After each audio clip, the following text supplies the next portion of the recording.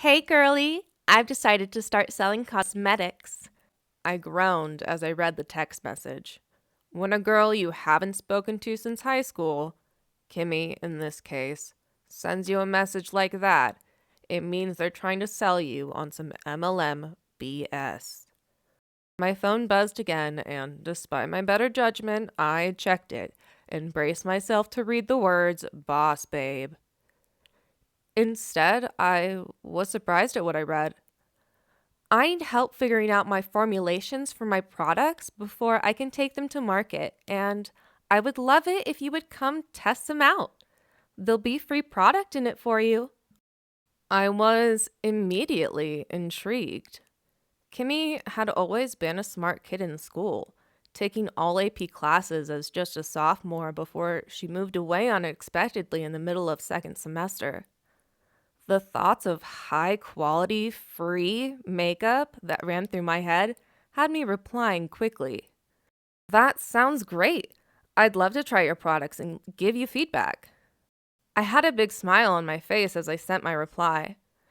It'd been a hard week, a hard month, really, and this was just the kind of pick-me-up I needed. Awesome, you can come to my place and I'll load you up with product. Let me know when you're free.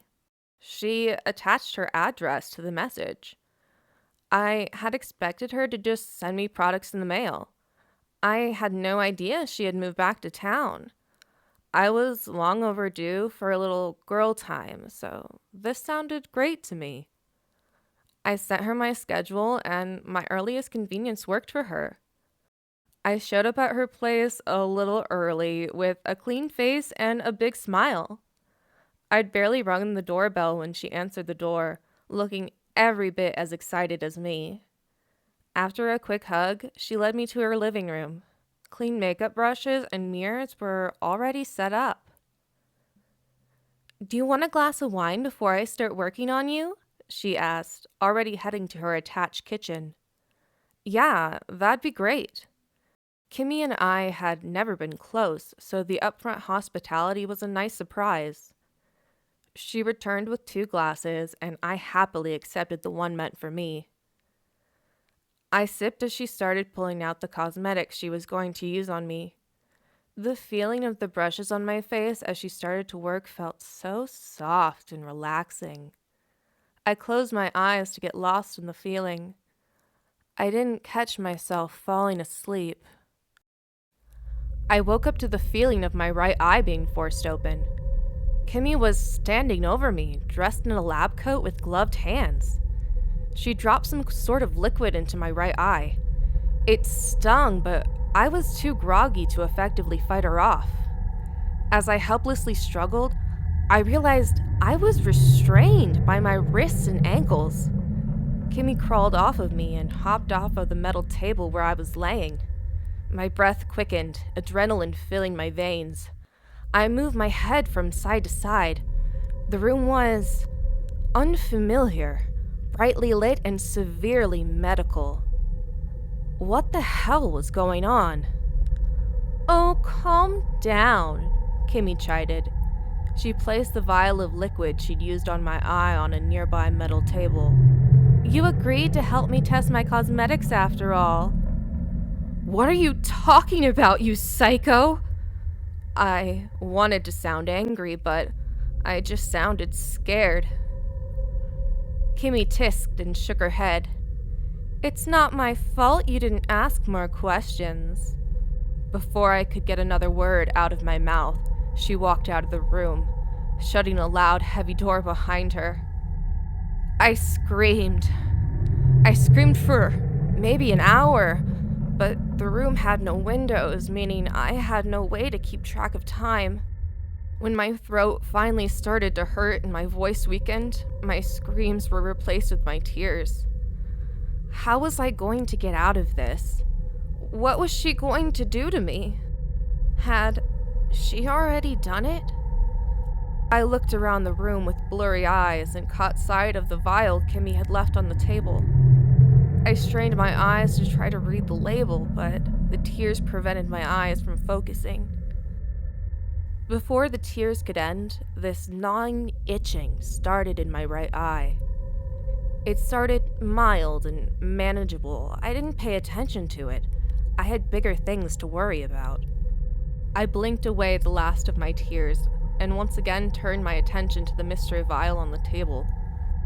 I fluttered my eyes and squinted, trying to make out the label, but something was wrong. I still couldn't read it. My right eye refused to focus. The itching was quickly getting worse. It wasn't long before the feeling completely overwhelmed me. The sensation was like spiders crawling all over the back and inside of my eye. I blinked my eye rapidly in an unsuccessful attempt to feel any relief from the feeling. The itching soon turned to a searing pain, and my sight in that eye started to fade. If my hands hadn't been restrained, I can't say I wouldn't have tried to claw my own eye out of its socket in an attempt to stop the torturous feeling.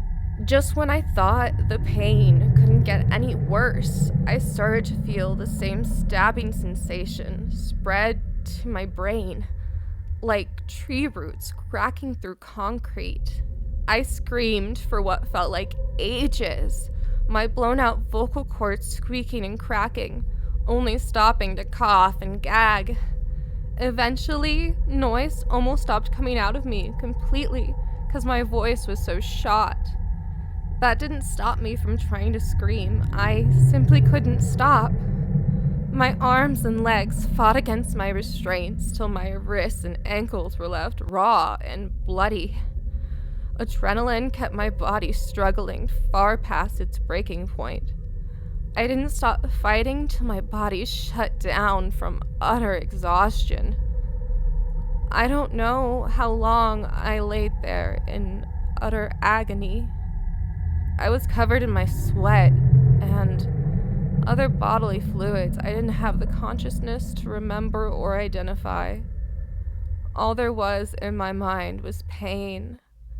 I silently begged for death, just so it would end, and eventually, I got my wish. Kimmy's log number 87. Subject number 6 lasted approximately 36 hours and 32 minutes before expiring after the serum was administered via dropper directly into the right eye. Autopsy results show large mass of hair growth in right eye socket that protrudes through right eye and right side of brain. The mass originated from the tissue around the inside of the subject's right eye. It has been concluded that this was likely the subject's cause of death. Subject is noted to have lasted 7 hours and 52 minutes longer than subject number 5 before expiring. Further safety testing of hazards due to accidental eye exposure to eyelash growth formula is still required. Currently in contact with a possible subject number 7.